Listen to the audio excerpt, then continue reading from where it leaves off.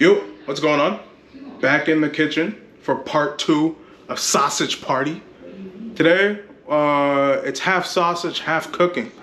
I'll be making Jalapeño Cheddar Summer Sausage. The high temp cheddar finally came in. And I'll be making Venison Wellington. Never made it before, but I figured I'd give it a go.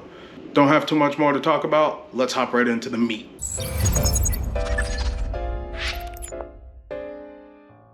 While the ground finishes defrosting, I'm gonna go ahead and get started on my Venison Wellington. So I have a back strap here that has been thawed out. I'm gonna go ahead and cut open the packaging, cut a nice piece. I want it nice and square on the ends, so I'm gonna see how this looks. Dry it off, square up the ends, and then we'll move on to searing it in the pan.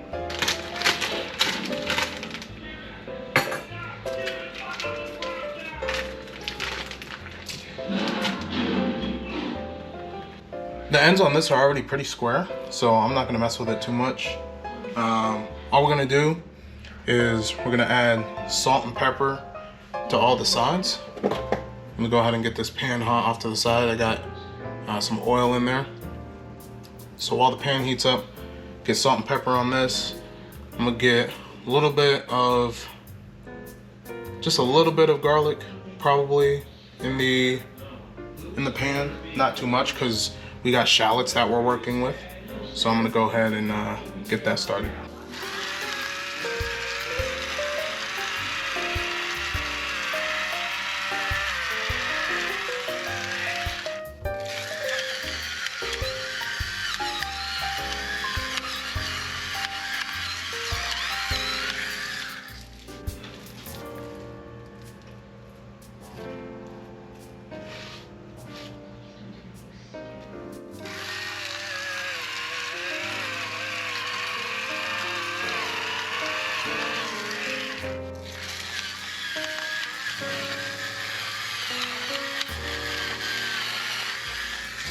Get the edges, already got the other edge.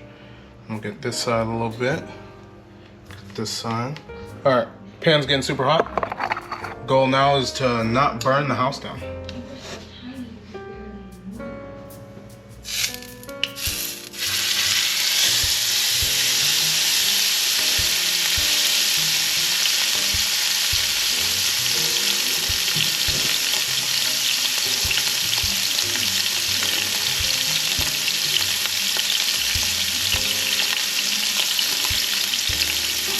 I'm just gonna do a couple minutes each side.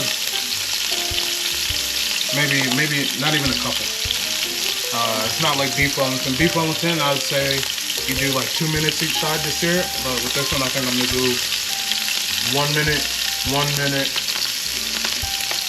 and then make sure the edges are crisp and call it a day.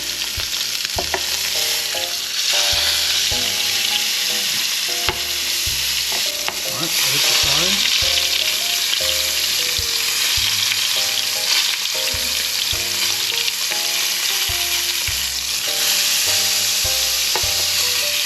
This side.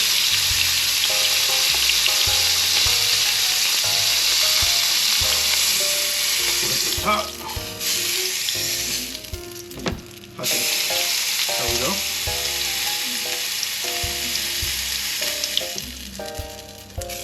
Maybe a little bit more.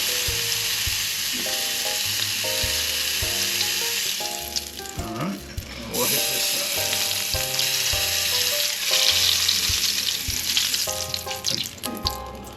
I always hate doing that inside, but we got it done without setting the house on fire. No grease fires, no anything like that. To sear meat, any type of meat, you have to have the stove or the pan as hot as you could possibly have it. But it turned out great. Seared all the way around, not cooked too long. Like I said, this is venison, so it's a little bit drier than if you were to get a beef tenderloin. So I didn't want to do it for 2 minutes each side. Minute each side, crisp up the edges, call it a day. Now that can rest while we prepare the rest of the Wellington. While I'm trekking through the fog, I figure I'd take the time to say, we have merch, we have shirts, we got mugs, we got hats. Wearing a Cast Money fishing hat right now. We got fishing shirts coming soon. We already have the high performance fishing short sleeve I'm gonna try to get some long sleeves up there for you guys. But yeah, we have merch. Links in the description below. We have free shipping site-wide. So you go there right now, you go ahead and get free shipping. You know, I know me personally, before I started wearing the Cast Money Fishing merchandise, I could not catch a fish to save my life. But ever since I started wearing the Cast Money Fishing merch, I've been able to catch all the fish. All the fish, they even jump in the boat. They say, yo, Dre, where'd you get that shirt? I say, yo, castmoneyfishing.com.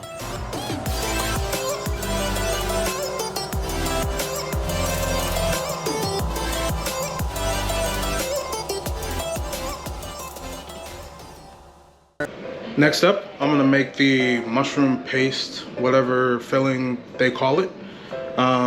Ingredients are somewhat simple, it's not too complicated. I feel like you could be a little bit liberal with what you add to the mushroom paste. So I'll show you what I'm adding to it. First of all, for the mushrooms, it's primarily portobello mushrooms, but I have, I think, some shiitake, some oyster, and something else kind of mushroom in there. But it's probably 80% portobello. Why I decided to mix it, I don't know. I think white mushroom is the other one. But that's what we're moving with. I got two sprigs of this thyme. Here's the mushrooms, and then I have a shallot. And I'm probably gonna add just a little bit of garlic to it. Not too much, just a little bit. A little bit of salt. And that's pretty much it for that. I'm gonna start with these sprigs of thyme. I'm assuming they're just like anything else. You don't really want the stems, I'm assuming. So I'm just gonna kind of try my best here to get just the leaves. I'm sure the real fine stems are alright, but I don't think you want the really big branches in there. I feel like if the stem breaks off in your hand, then it's probably good to eat. But anything past that is probably a no-go. I'm gonna give these a little chop just because there is a couple stems in there. I'd hate for there to be super long stems. So I'm sure the food processor will knock out most of that. Not too bad, just like an onion, except they're a bajillion times more potent. My eyes are already starting to tear up. Typically, I would dice these up, but like I said, it's going in the food processor, so I'm not too concerned.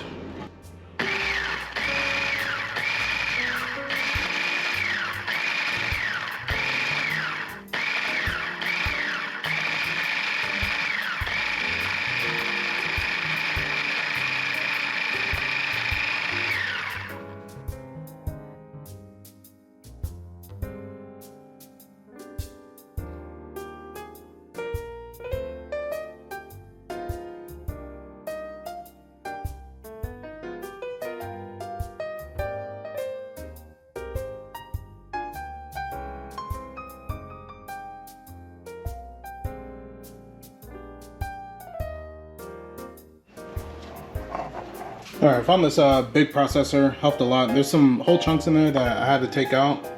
May just chop those up real fun on their own, but I'm gonna go ahead and get to cooking that up. Got it on medium heat, still heating up. And I'm gonna use the same pan I used to cook the venison, the backstrap. So I just took the majority of the oil out. It's still kind of coated in the oil, but I'm gonna add a little bit of butter to that. Let's see, get a half decent angle here. All right, I'm gonna add a little bit of butter. Maybe this is 2 tablespoons of butter. And we'll cook up the mushrooms. The main objective here is to dry them out. Mushrooms hold a lot of water, especially after you wash them. So we want to get it real dry, but not burnt. Add a little bit of garlic to the pan while we have it here. All right. Pan's warming up. I'm gonna add the mushroom paste to it.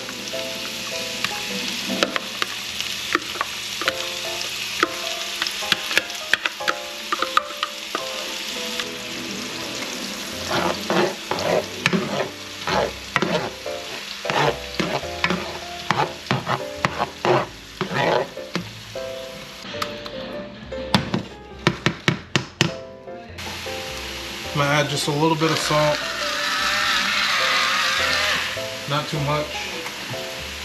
A little bit of pepper.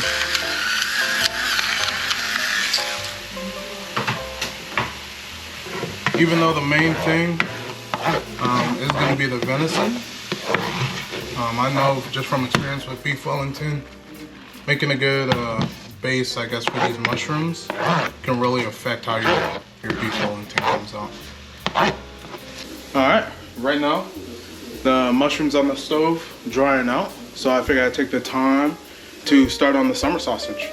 All the meat has been defrosted and, or I guess all the meat has been thawed out and put into the meat mixer. I think it's about 10 pounds of meat that I'm using, maybe a little bit closer to 12. I think I'm gonna get 3.5 casings probably. So I pulled 4 summer sausage casings. I'm gonna use a partial packet because one of those packets does about 15 pounds. So I'm gonna use about 2/3 of the packet, maybe a little more of cure, and then 2/3 of the packet of seasoning, and that should get the job done.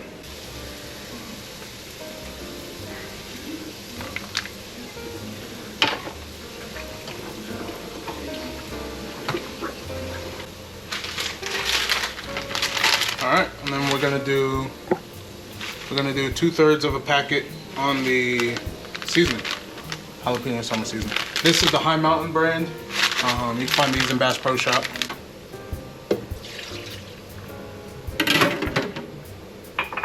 There I added maybe 6 ounces of water.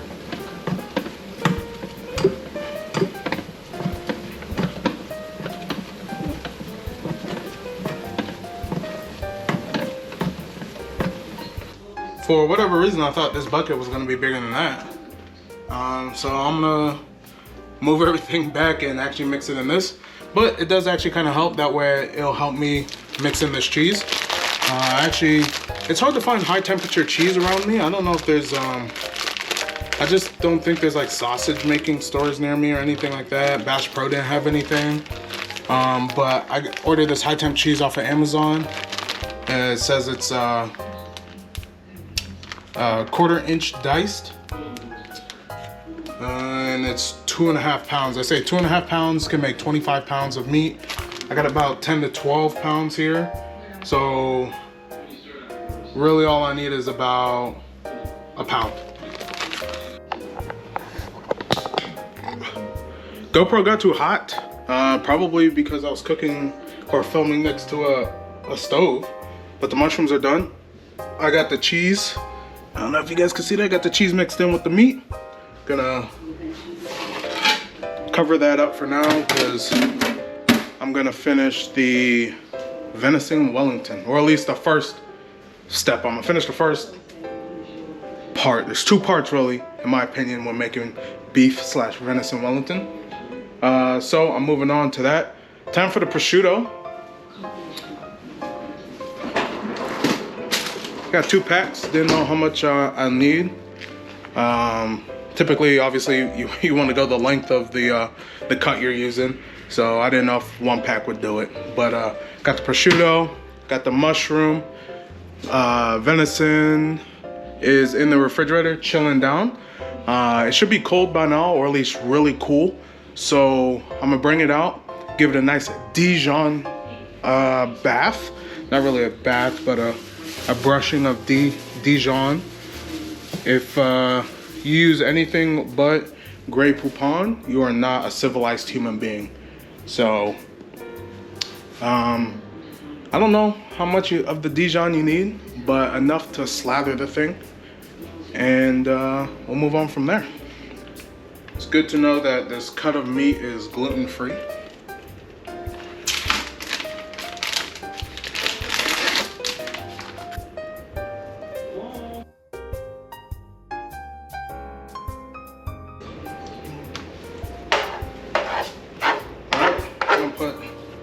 These mushrooms in there, nice and pasty, nice and dry.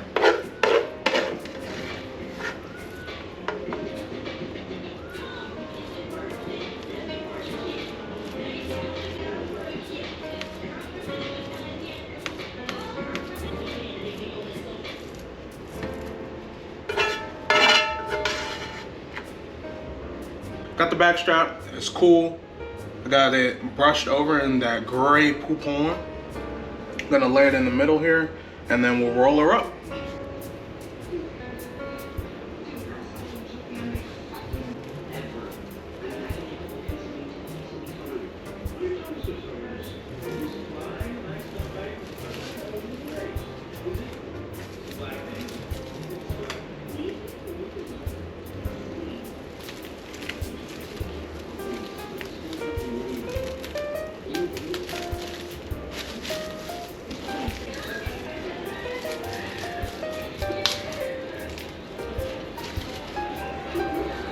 All right, have it rolled up nice and neat.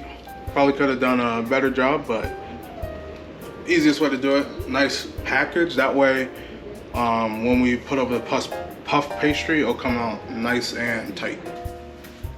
All right, fill this up to the brim.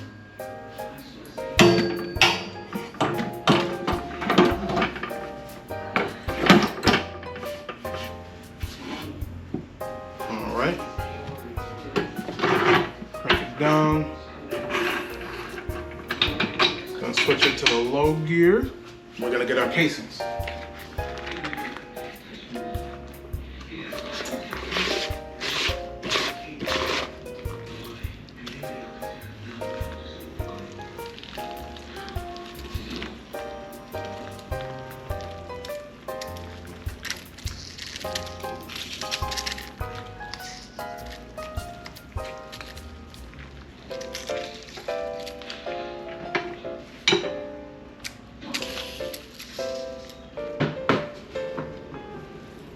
Number 2. Got a drip tray down there because it's sure enough going to drip. I'm gonna put it in there. No need to probe them right now. Like I said, the first hour or so is just gonna be there to dry them out. The oven's set at 150, but I'll probably leave it cracked just a little bit. Not gonna leave it cracked. I'll check it in 15 minutes to see how it's doing, but my idea was leave it cracked, let some of that moisture get out of the oven, but I'll see how it looks in about 15 minutes and make my decision then. We are about an hour and a half in. I have the 5, that was probably pretty bad. Bumped it up to 200 degrees, as you can see. We're currently sitting at, well, it just went up, back down. 131, 132 degrees. Target temp's 156, but I set it to 160 just to be sure. That smaller one may come up the temp a little bit sooner than the others, but it's fine if I probe the biggest one. I don't know if that matters, but I'm sure once that hits temp, the smaller one will hit temp as well. So this, I got 30 more minutes on the microwave, I think. 27 more minutes on the microwave. That's just for me to check it again. It probably needs to go for another hour and a half after that timer goes off. So unless something interesting happens, that's when you'll see me. All right, the big ones, the 4 big ones are cooling. I'm gonna go ahead and cut into this small one, see how it turns out. Initial thoughts before I cut it.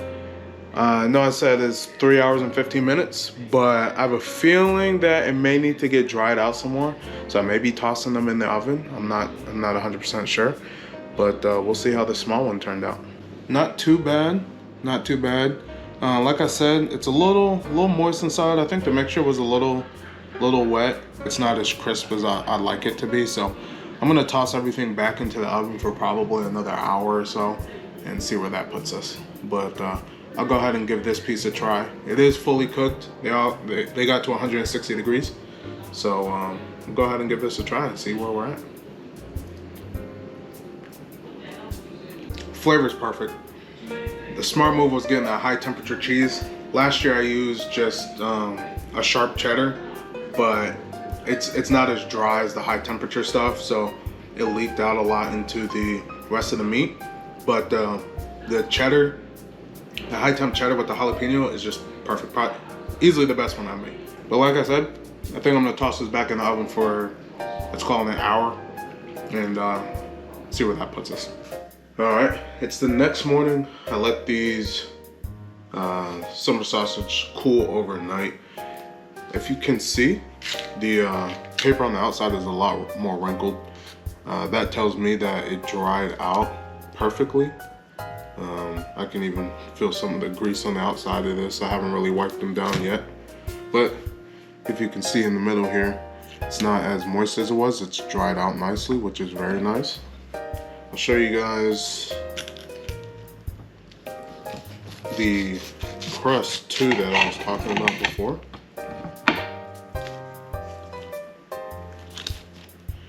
If you can see now, the crust on the outside is nice and brown, definitely a lot darker than the inside of it. That's how I know that it's really done. And it's just, I mean, it's 10 out of 10. Like I said last night, the high temperature cheese, the high temperature cheddar was 100% the way to go.